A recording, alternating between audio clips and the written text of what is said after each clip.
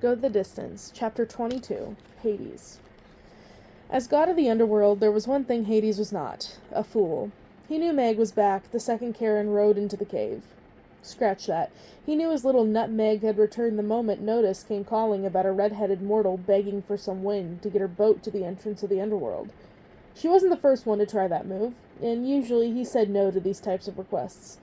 Or, if he was in a generous mood, he'd let Notice do his thing, and the boat would be knocked around so badly, everyone aboard would perish, and he'd get a few new souls without having to work for it. And they'd get what they wanted anyway: passage to the underworld. Just not quite the way they had pictured. Either way, it was a win-win. But while the thought of Meg trying to sneak onto the underworld made his blood boil, he was also intrigued. His most prized servant had betrayed him and run off with that beefy, half-brained god, ruining everything he had spent the last 18 years working for. For a move like that, it should have been her floating in the river Styx for eternity. Instead, he had to climb his way out of the swirling river as those nasty beasts clung to him, begging for second chances. He didn't give second chances, of course. Didn't they know that by now? He'd only given a mortal a second chance once, and look where it had gotten him. Meg had traded up, literally, and gotten out of her contract with him in the process. Which was why payback was in order. "So, Meggie, what brings you back to this neck of the woods?" Hades asked as he pulled her back out of the elevator, his smoke winding around her body and squeezing. She managed to choke out a simple sentence. "I thought I smelled a rat at this dump." Hades shot her into the air and let her hang there in his smoky cuffs. "My little flower, my little bird, my little nutmeg, as lovely as it is to see you again, I have to wonder what brought you back so quickly. Did things go south with your muscle man already?" Meg struggled against the smoky bonds. "Hercules is fine, no thanks to you."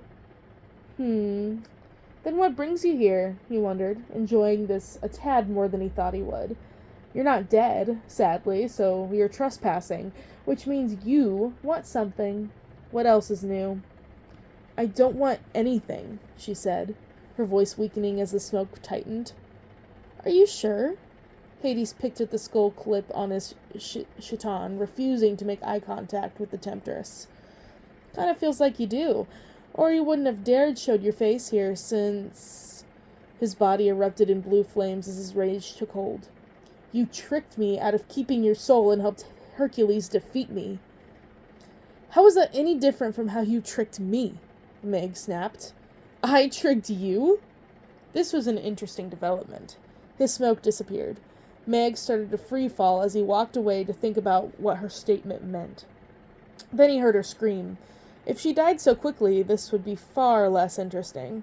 He snapped his fingers, and his smoke caught her inches from the ground. He used it to bring her straight back to him. His face came close to hers again. "Care to explain?" Meg grit her teeth. "You lied to me."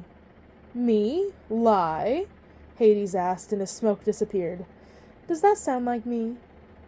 Meg fell a few feet and hit the landing. She quickly jumped up and dusted herself off.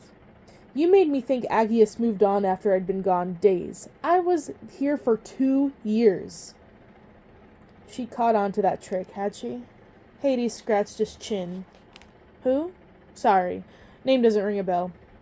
"You made me think he left me for someone else right away so I'd forget him and do your dirty work for eternity." "Really? That can't be true," he said, feigning innocence. "I am burning up at the thought." "I paid my debt." She shook her head, her ridiculous hair bouncing about. "You made me deal with Hercules to change that, so actually you should have no beef with me." True. But guess what? He bared his teeth. "I am mad."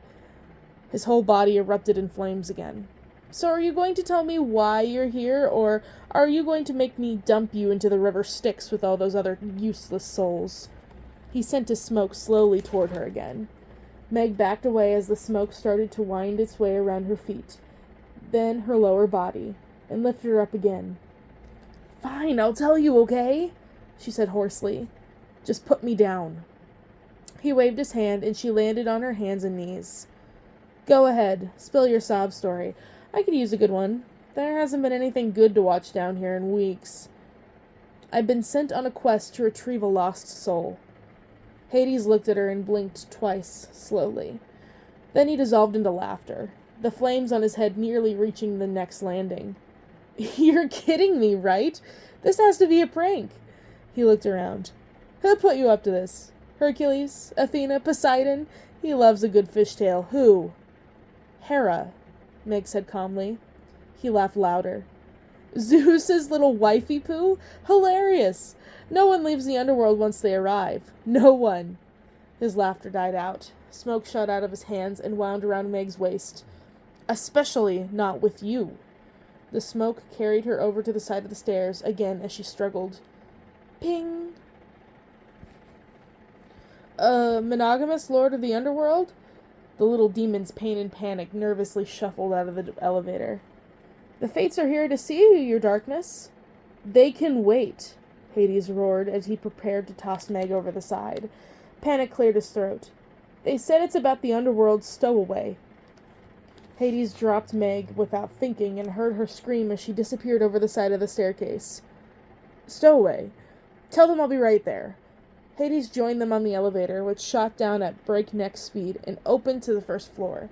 He strolled out, leaving Pain and Panic to go on ahead and deliver his message. He waited till the doors closed to exhale.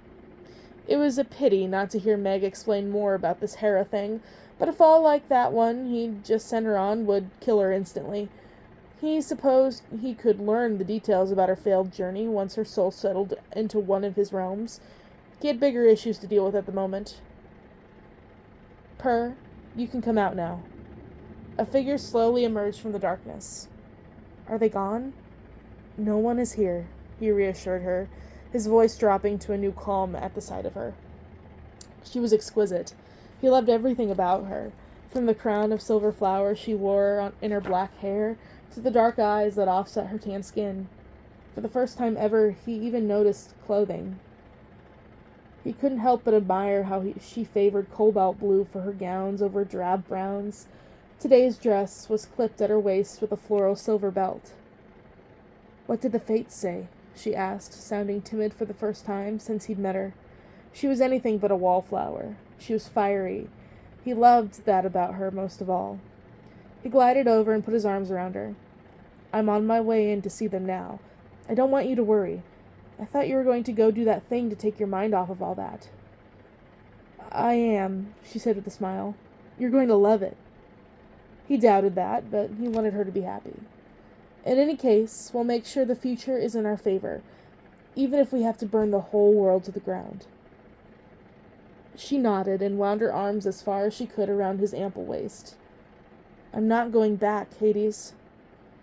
He had a fire coursing through him now that was different from anything he had ever experienced before. He couldn't put a finger on what the feeling was. It wasn't anger, it wasn't fate. It wasn't even envy. Was this what all those lovesick souls were always talking about? Was he in love? It sure felt like it, and if it were true, he was done for. And yet, he could not deny how nice it was to have someone to talk to after all these years. Someone besides his ridiculous minions, or the sniveling souls, or the needlessly confusing fates. She was interesting and lively.